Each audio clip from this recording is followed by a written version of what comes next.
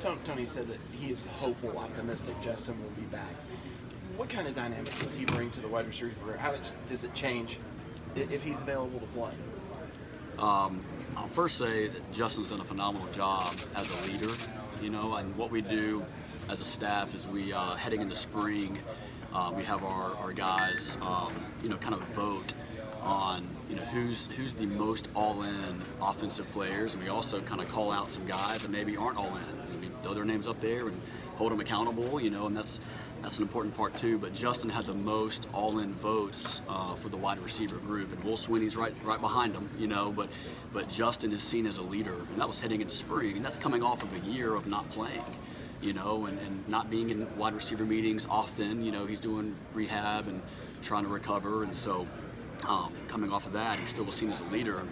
And the feedback I've gotten this summer from the strength staff is that even more so, he's seen as a leader. He's taken leaps and bounds in that area. He's kind of always been a quiet guy, just always been a freak athlete and did his thing and made plays. But he, with a guy like Amari and Cornell gone, he's had to step into that role of the leader, of the lone senior, and obviously Will Sweeney's involved in that too.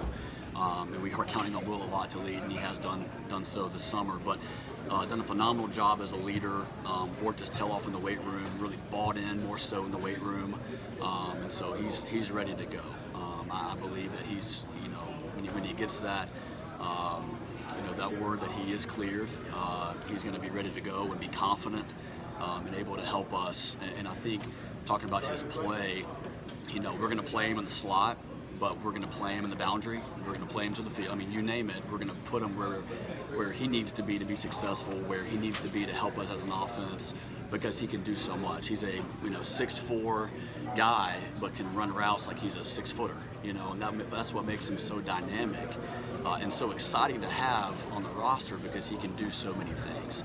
And so excited to have him back this year. Tyler, beyond the layoff that you mentioned, how hard has the uncertainty been on him as he's just sort of waited on final sort of clarity, I guess?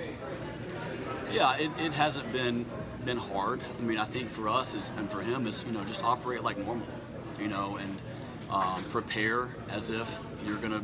Man, Georgia comes, you're on the field, and try to really focus on not having those negative thoughts, but be positive and have fun and work out with the guys, train with the guys. I mean, summer's one of the most fun times of an athlete's career, because you're working hard, you're training for the season, but you're also with your brothers, you're grinding, you're taking a class or two, but then you're on the lake hanging out together. And I think he's in a really good state of mind. He really is. He's confident. We're hopeful. We're believing that everything will come back positive, and we're expecting that to be the case. Can you compare his state of mind now to what it was a year ago at this time? Yeah, I mean, we met soon after he got the word, and he said, "Coach, I lost my baby. I lost my. That's football, and that's what he's been great at for so long. And that's my baby. And that was a really tough conversation to have with him. But again, our job was to stay positive with him. You can give, and there are different situations, but you talk about Mike Williams, right? I mean, you have a great example of a guy that we expected him to be a first rounder, who gets injured, misses that season, but then comes back and has another phenomenal year and is a first rounder, the following year. And so there's that hope. There's that example that we can show him. Hey, listen, this is a guy that went through a really difficult injury and came back and performed really well and accomplished his dream. So I think it was a tough time for him initially, for sure. But for him, you can just look at him, and physically he looks great. Watching him run routes in spring, you're just salivating. You're like, my goodness, I wish this guy, can be out here right now. And he was frustrated because he wants to compete, and so he can run routes on air, but he couldn't compete in team segments in the spring. But just watching him out there again, you're like, my goodness, that is a special talent. Even though he's been out of play so long, out of contact, what is it like watching him transition into that leader? You say he wasn't very vocal before, and I feel like that's something he probably had to transition into learning because he hasn't been in contact for so long. Was there a certain moment where you really saw a switch flip for him? Yeah, I mean, with spring practice and you have your new roster there, minus the summer enrollees. He kind of naturally slid into that role of being that guy, and he knew that was going to be his role, and so it was pretty natural for him. I think fall camp is a time where we'll really kind of see it shine, because it's every day the grind of preparing your team to win games, but also to kind of create that cohesion, and that's one thing that I want as a wide receiver group is I want those guys to improve but to have fun doing it, right, and to enjoy time together with your brothers, and that's a big priority for me, is for the guys to celebrate one another's successes, to enjoy their time together, because there's something different about college football. You move on to the NFL, it's such a business, and so wanting those guys to really enjoy their time together. And Justyn, I think for him, having missed that last year, I think he really enjoyed being back with the brothers, back with the brotherhood of wide receiver U, and so it was a good time for him. But yeah, it was natural for him, and I expect it to continue to flourish this fall. Do you think he'll face any mental hurdles when it comes to just preparing for contact for the first time? That's something that I've already talked to him about and kind of prepped him for, is that, hey man, you cannot have those negative thoughts going into it, because if you're fearful, you're not going to play to your standard.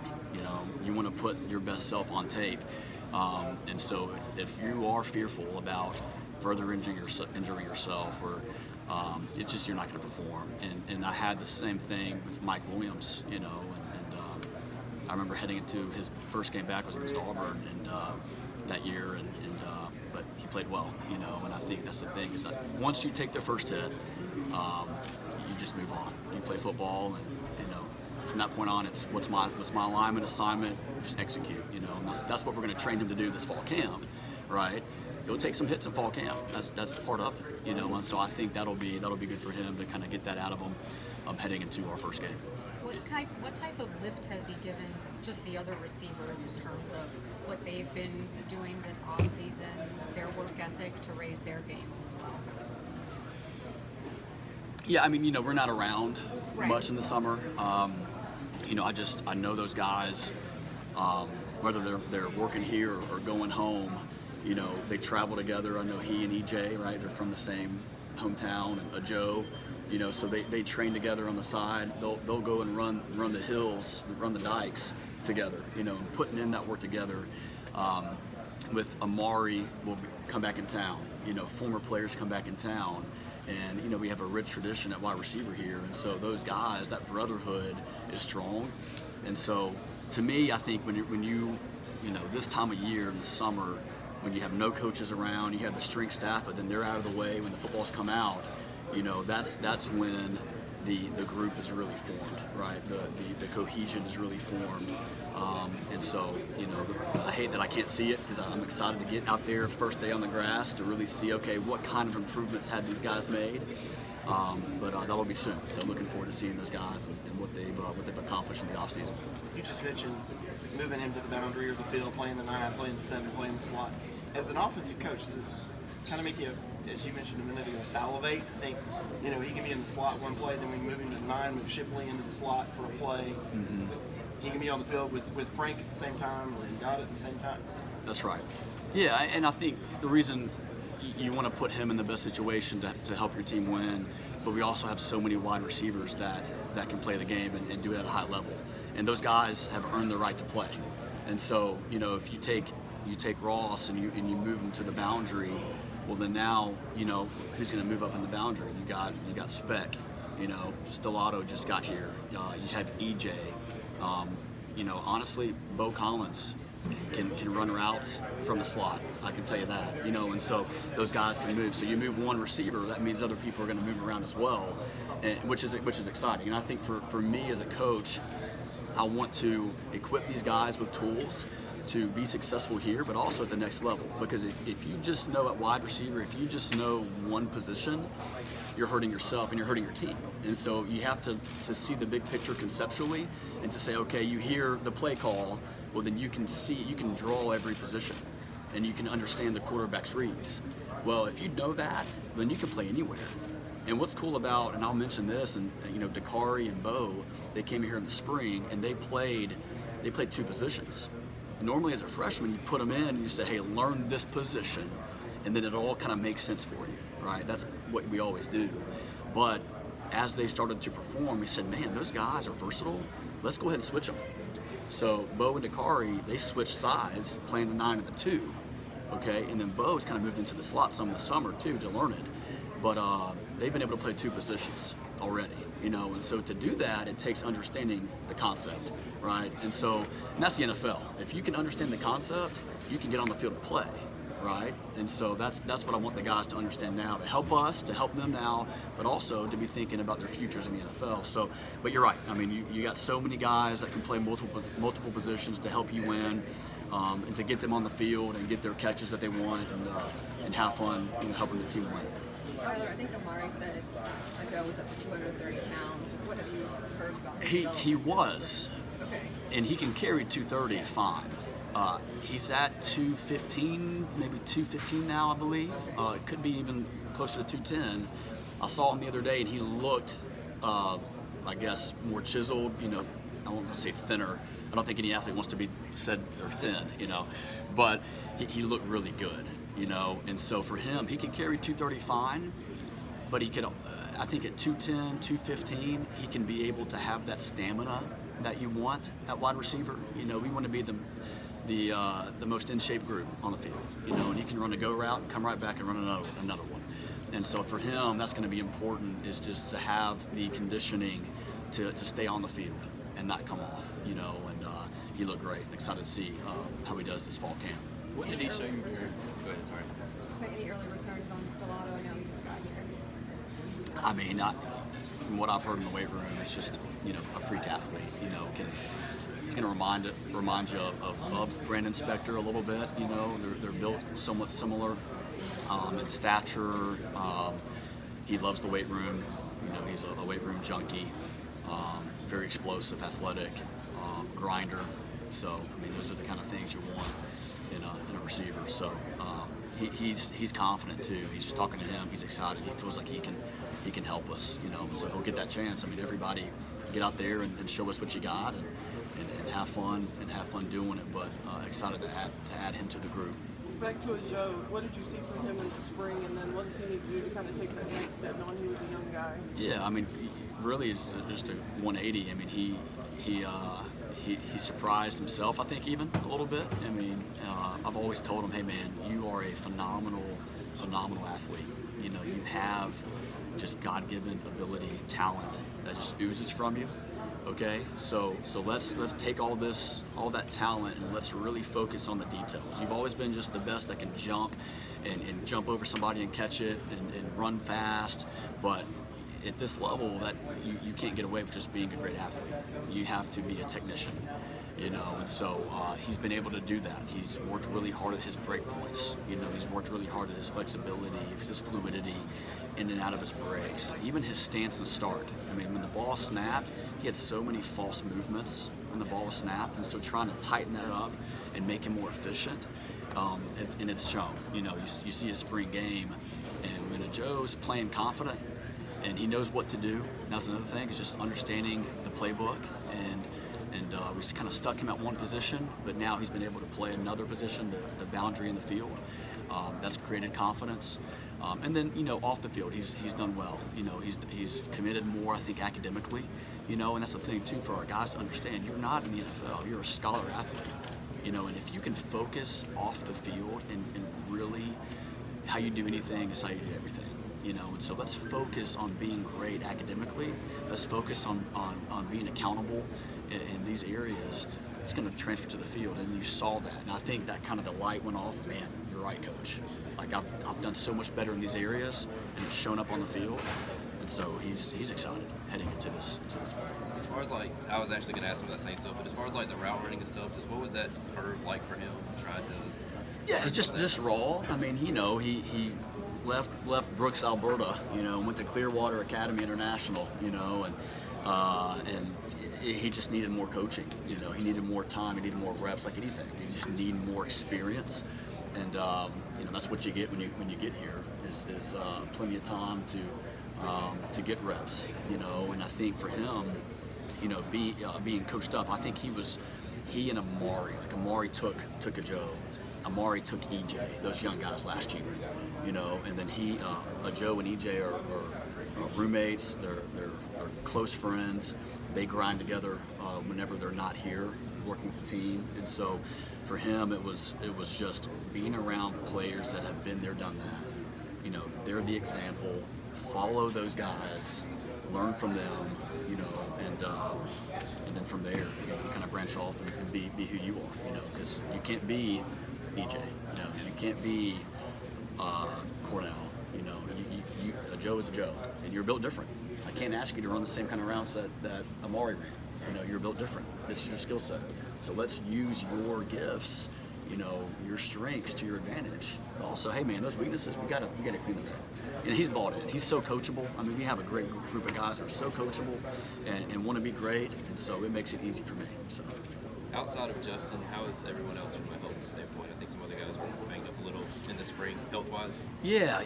I think guys are doing well. Talking to our trainer, Danny Poole, those guys do a phenomenal job for us while we're away. And from what I understand, heading into fall camp, guys are doing well. And the guys have had some nicks, some bruises, some, I won't call them injuries, but those guys, I believe, are doing really well, and so we expect to be full strength heading to fall camp. What is the ceiling for a healthy, at his best, Ngata? Yeah, I mean, some are calling him a first rounder, and I expect him to be a first rounder. That's what I would love for him, and I think that's his expectation, is that I have. He would say he has the talent, he has the ability to be a first-round guy, and so I would love to see that happen for him. And so for him to be a first-rounder, it's going to take first-round effort. It's going to take first-round recovery. I mean, that's the thing. You look at Amari, he treated himself like a pro. He focused. He was the last one off the field after practice. He was the first one on. He was the first one in the training room, the prehab, the nutrition.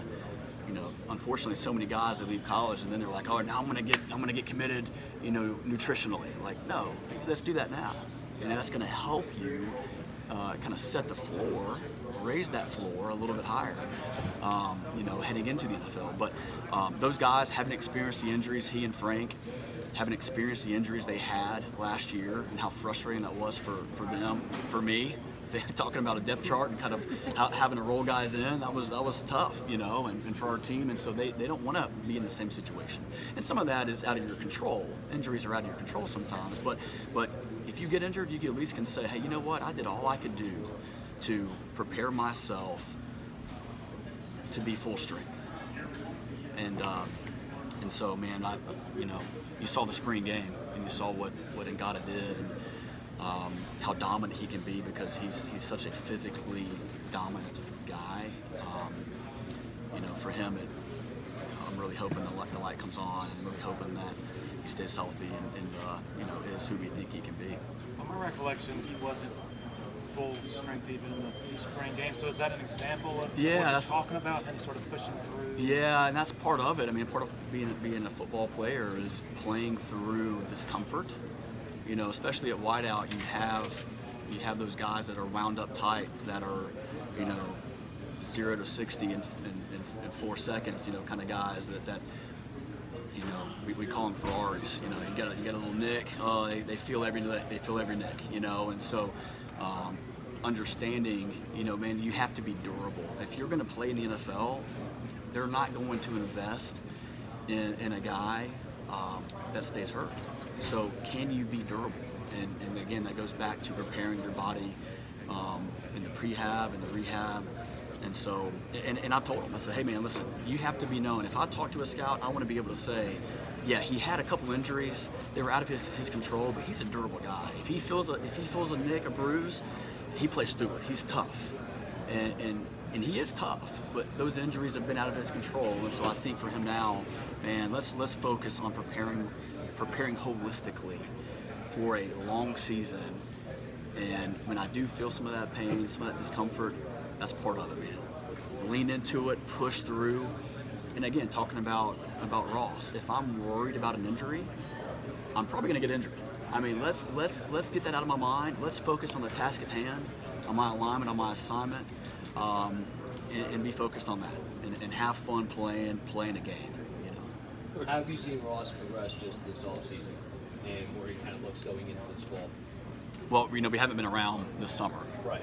And so we're not allowed to be around and see, but from everything I'm hearing, he's taken the next step as a leader.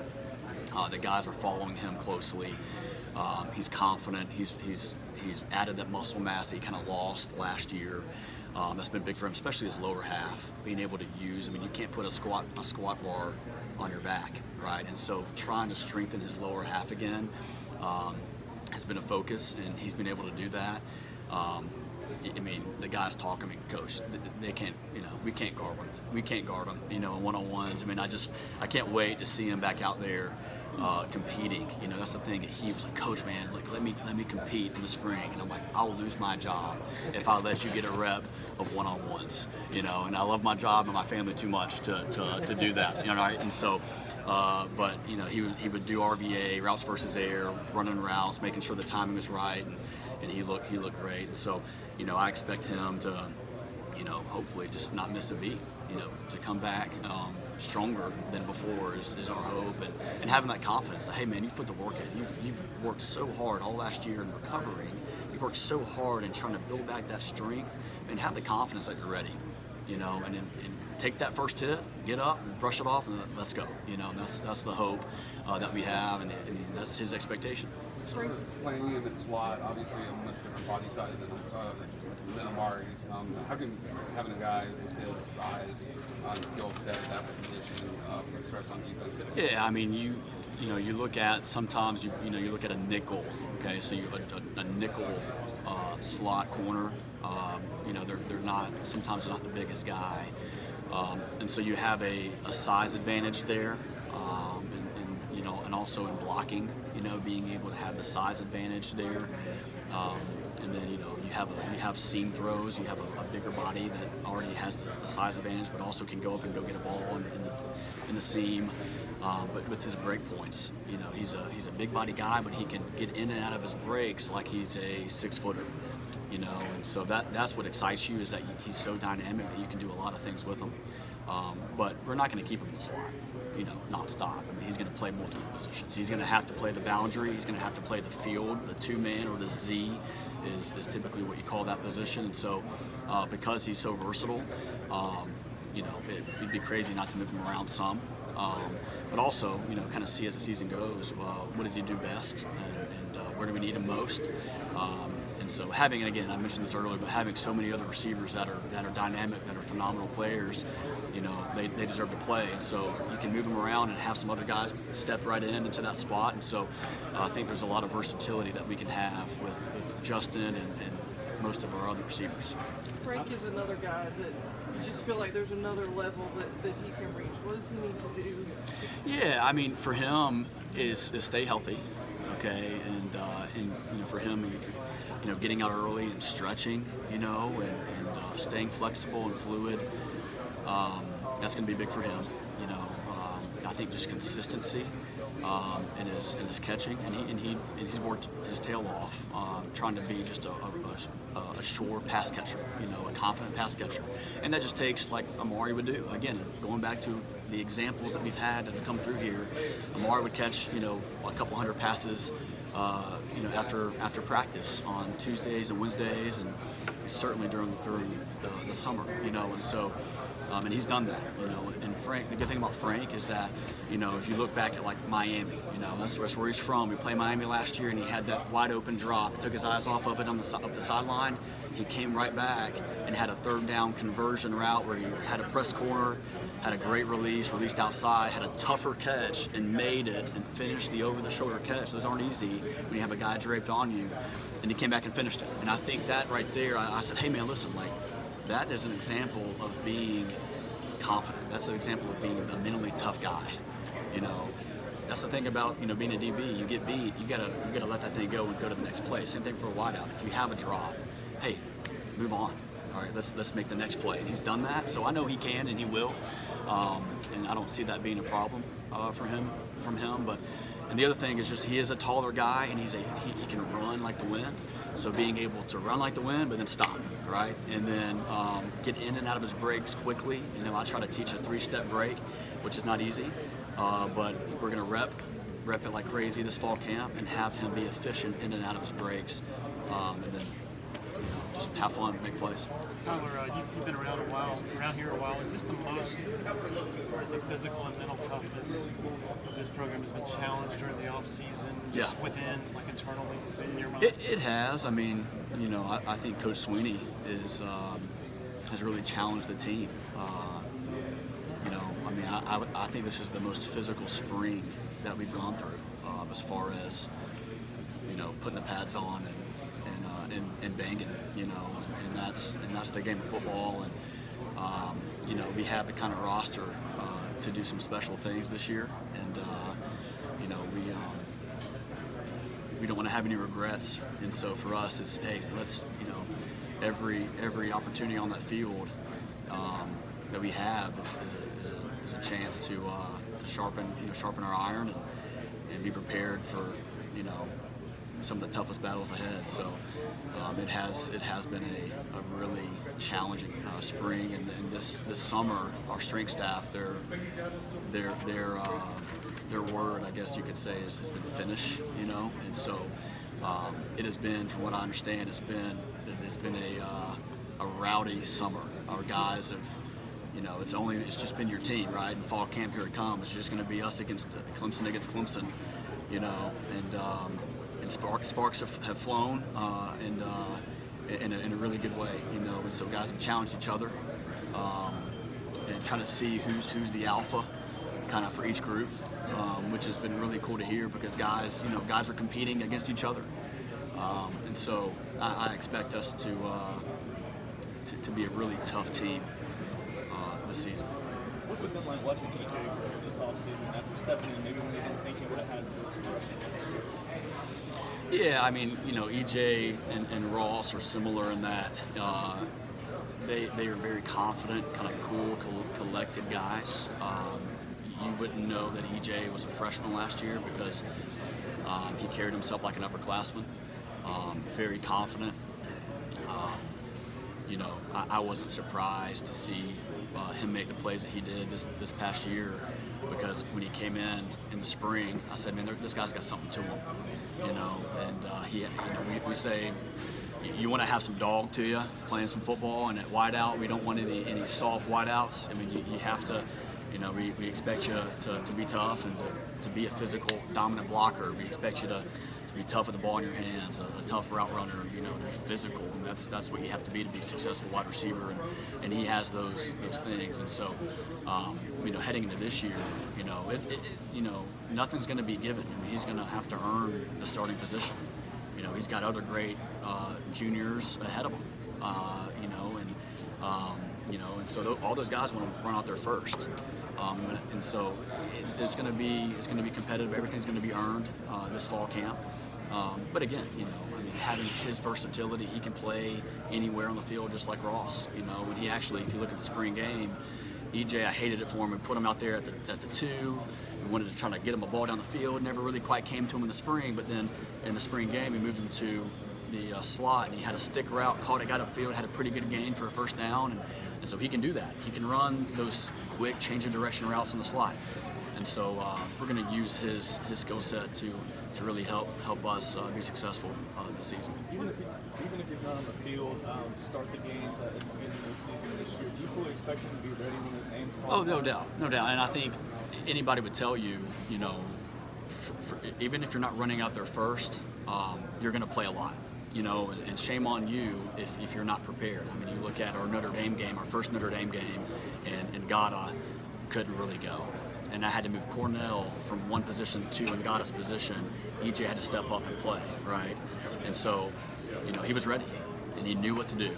And when I saw that, man, I had such great confidence that, man, he was prepared, ready for when his number was called, and made plays. And so at wideout, we want to play. We'll play 9 guys. I mean, we'll play whoever deserves it. We'll play those guys. And Coach Swinney's great at that. I mean, we average more players per game than anybody else in the country. We play our guys, and so we play our freshmen. If you deserve to play, if you show that you can be successful on the field, and it takes practice. It takes making those plays in practice. Hey, we'll throw you in there. Go make plays. Go have fun. And so I think that helps the morale as well. And so our guys know, hey, listen, you may not be a starter, but guess what? We don't call it second string, right? Hey, you're a starter. I don't care if you go out there first or not. Be prepared to play. And so we've shown that, so the guys know that we mean that when we say it. So everybody better be ready. So. What are the expectations for Beaux and Decari this year? Having seen them this spring, we're excited about them, and we feel like they can contribute this season. They are, what I love about both of them is that they're versatile. They both showed up, and we kind of had an idea of where they could play, the boundary in the field. And as they performed, we said, my goodness, you know what? And I think we began with Decari to the field. We ended up moving him to the boundary, moved Beaux to the field. And as a freshman, that's not easy. Typically as a freshman, what you want to do is you want to have a guy come in and learn one spot, right? And then over time, you learn the concept, so you can play anywhere, right? But those guys came in, learned one position, and all of a sudden, halfway through spring, we flipped it on them. Okay, and that's not easy. And they were able, even in the spring game, I go, hey, I was talking to him, hey, what position you want to play? He's like, Coach, I don't care, tell me. You put me in.